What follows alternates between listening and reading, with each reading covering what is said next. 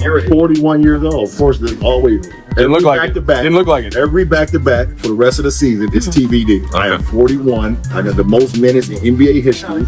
True. You know, it's out of the roof. Working on my game.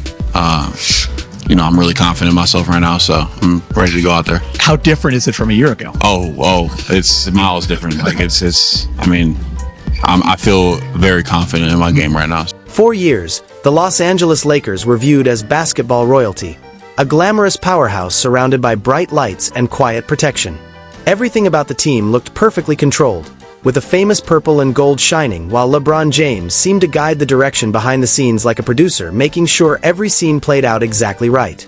The image felt strong, smooth, and carefully crafted. Decades of banners, championships, and global branding made the organization appear nearly impossible to challenge. But that flawless picture started to crack when one awkward move by the front office suddenly changed the mood. What looked like a small decision quickly created tension and raised questions. The departure of the so-called Smoke Bros was not simply another sports headline or a routine roster adjustment. It became a moment that hinted the Lakers' carefully protected story might be facing a much bigger turning point, completely turned the balance of power upside down, and ignited tension that no one saw coming. This was not ordinary media noise or casual debate on sports shows. It was real pressure building quietly behind closed doors, the type that can shake even the most powerful franchises. At the center of it all was LeBron James, who chose not to lash out or deliver fiery comments to the public. Instead, he kept things simple. He smiled, posted a brief tweet, and let the moment pass without dramatic reactions. That silence carried its own message, louder than any heated rant or emotional speech could have. There was no public damage control campaign and no long explanations in interviews. Everything appeared calm on the surface, yet it was clear that something important had shifted deep inside the organization of the Los Angeles Lakers. Really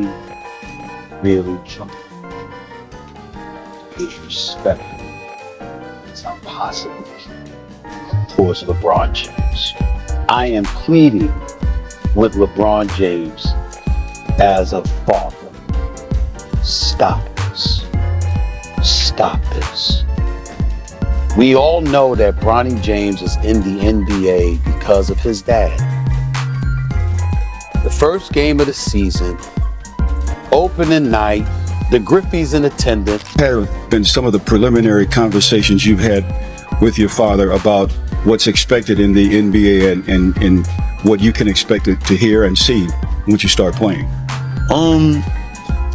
You know, we haven't gone too deep into that stuff yet, especially because we haven't even started summer league yet.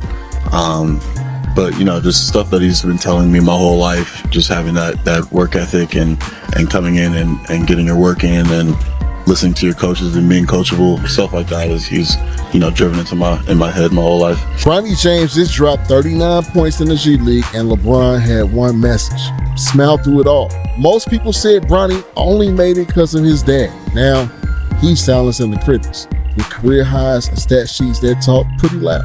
In South Bay's 122-118 win over Santa Cruz, Bronny went off. 39 points, 7 rebounds, 4 assists, 4 steals. LeBron posted right after, keep going.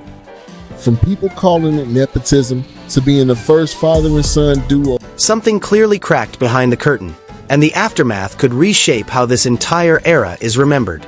Now imagine standing in the position of LeBron James for a moment. You have spent 2 decades as the face of the league, calling yourself the king while building a legacy that defines modern basketball. Then suddenly, you are watching your own son being pushed off the roster of the franchise you helped shape, the legendary Los Angeles Lakers. That situation goes far beyond normal basketball drama. It becomes a collision of pride, legacy, and family all happening at once. Moments like that can keep even the most experienced stars walking the floor late at night, while social media instantly turns into a heated arena of opinions. And there is another part of the story that many people mention quietly but rarely say openly. For some fans, the reaction is not only about losing a teammate. It touches on a deeper and uncomfortable debate about Bronny James. Critics argue that his path was not only about dominating the system, but also about the doors opened by influence, branding, and the enormous spotlight surrounding his last name. Now players are watching carefully, while many fans wonder whether he will earn real minutes right away. From the beginning, the narrative felt more like a dream being marketed than a film grounded in reality. During his time with the USC Trojans men's basketball, Bronny James faced a difficult stretch filled with missed games and limited impact that quickly caught the attention of critics. The numbers did not suggest immediate NBA readiness either, with a stat line that might leave even the most patient coach quietly frustrated. Averaging around 5 points per game after returning from a serious medical scare does not look like a launchpad for the league. Instead, it raises serious questions. Right now, the entire basketball world is watching closely to see what happens next. On paper, it hardly resembles a traditional National Basketball Association resume. In a typical situation, the path would look very different. A young player would stay in college longer, sharpen fundamental skills, build strength, learn to control the tempo of the game, and gradually earn a place in the league through performance. That is the normal process. But this story exists in the orbit of LeBron James, where patience has never been part of the vision.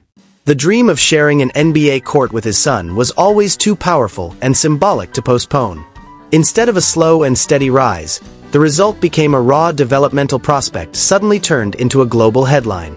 The young player found himself wrapped in the protection of a billion-dollar brand, shielded from the harsh scrutiny that often shapes rising talent, and insulated from the kind of pressure that forces real growth.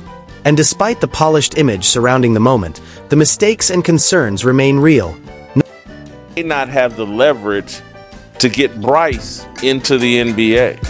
And because I do think that was his plan. He may not have the leverage to keep Bronny in the NBA. And I know Bronny's got this contract, and if he sticks with the Lakers, maybe it's inevitable. But if LeBron ever has to really force his way out, that may be the end of Bronny's career.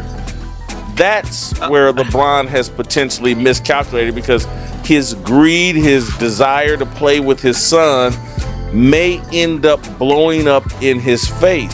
Forget all the distractions, what people are saying. That's got to feel good coming into year number 2. Yeah, of course it does. Yeah.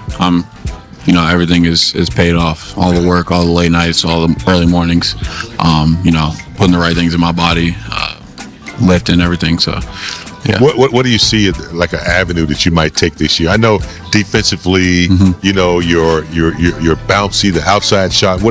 I know defense is to me is your best, but what do you see another avenue you might improve on going forward this year? I mean, as a PG, just being, having the ball in my hands and be comfortable with the ball in my hands, and Watching Bronny James try to handle real National Basketball Association minutes can sometimes feel like watching someone attempt a risky stunt in the wrong shoes.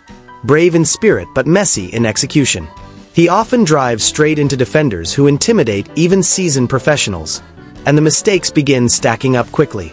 Defensive rotations get missed so often that it makes you wonder whether the focus on that end of the floor is simply slipping away.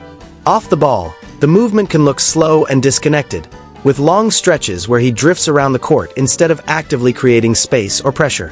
At times, the offense begins to build toward the paint, only for him to remain standing on the wing while defenders relax and the possession fades out. The result is an attack that creates no real advantage and wastes opportunities without much resistance. Many critics argue that if the famous last name were not printed on the jersey, this entire debate might disappear overnight. Few people would rush to defend a young guard who struggles to read the floor, open passing lanes, or finish reliably at the rim against the level of talent found in today's NBA. Mistakes like these usually lead a young player straight to the bench, a stint in the developmental league, or a quiet exit from the rotation. But when the last name is James, the conversation suddenly shifts and expectations begin to soften, as if people are willing to believe a story that does not fully match what is happening on the court. To be clear, this criticism is not driven by hate toward Bronny James. It is simply observation based on game film, and film rarely hides the truth. Patterns become obvious over time. The National Basketball Association has always been known as a merit-driven battlefield where players survive because they help their teams win, not because their family name carries influence. Yet the conversation sometimes feels different here, with routine three-pointers celebrated as if they solved major problems while the larger reality of possession after possession continues to raise difficult questions. Every forced shot, every overlooked open teammate, and every drive straight into a wall of defenders becomes another moment that critics point to as proof that narrative is sometimes winning over performance. That is what frustrates many fans the most. The National Basketball Association is supposed to represent the highest level of basketball on the planet, and supporters of the game are far from blind. A large portion of them argue that Bronny James should not be in the spotlight yet, not because of cruelty, but because they believe the integrity of the competition matters. They know there are players dominating overseas or grinding through the G League, athletes desperate for a genuine opportunity after earning their progress step by step. Those players battle for every minute, while critics say Bronny sometimes looks like he is drifting through rotations rather than fighting for survival in a professional environment. That contrast is what drives many fans crazy. In this league, careers are built on survival, not sightseeing. The NBA often frames situations like this as patience, opportunity, and development, but the numbers never change. Game minutes are limited, and every one given to a player means it cannot go to someone else. Each ambitious layup attempt or deep pull-up shot from long range represents another stretch of playing time that some believe should belong to a player who fought their way there through pure performance. That is the uncomfortable reality many people feel gets overlooked. These are not harmless experiments. They are real NBA minutes, and each one comes with a cost, often at the expense of another athlete who climbed the ladder the hard way. If they had these two guys on the Bucks while also trying to sell them as the future of the team, dude, people would be slamming Milwaukee for that. But instead, we kind of let it go because at least they're honest. We all know it's to keep their star happy, so do what you gotta do. But Bronny? From day one, it's been a lie. Like, kid missed double-digit games at USC, averaged 5 points a game after cardiac arrest. In any other world, he would return to school for another year. The Lakers had a preseason game. There were a lot of games going on yesterday. There were the Lakers versus the Warriors. We had the Suns versus the Nets. We had the Clippers versus the Denver Nuggets, and of course the Lakers game. So I told you guys this year I'm going to be spending a little bit more time watching the Lakers, kind of understand the team. And I caught the game, like I was catching bits and pieces of it. I didn't watch the game all the way throughout because I was looking for topics for today. But anyway, the Lakers had a pretty decent lead from basically cheer. It needs to be about these people being serious. It needs to be about that. Like, the Lakers need to be serious this year. And I'm one of the people that said, I believe that the Lakers are going to be able to get off to a good enough start, even with LeBron James out of the lineup. I think they're going to be competitive.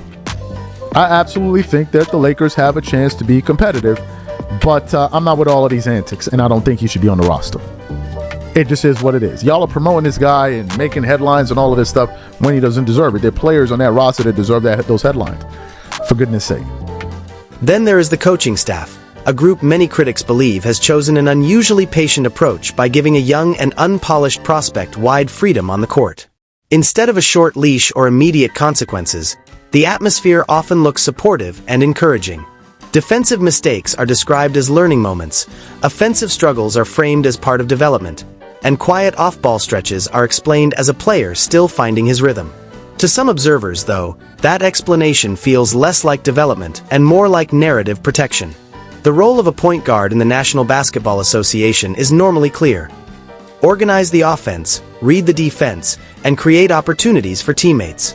Yet critics argue that possessions sometimes resemble a personal highlight attempt, with rushed decisions and forced shots instead of controlled playmaking. They say the difference between confidence and confusion can become blurred when expectations are softened by the spotlight surrounding Bronny James. The situation can feel both uncomfortable and strangely surreal to watch.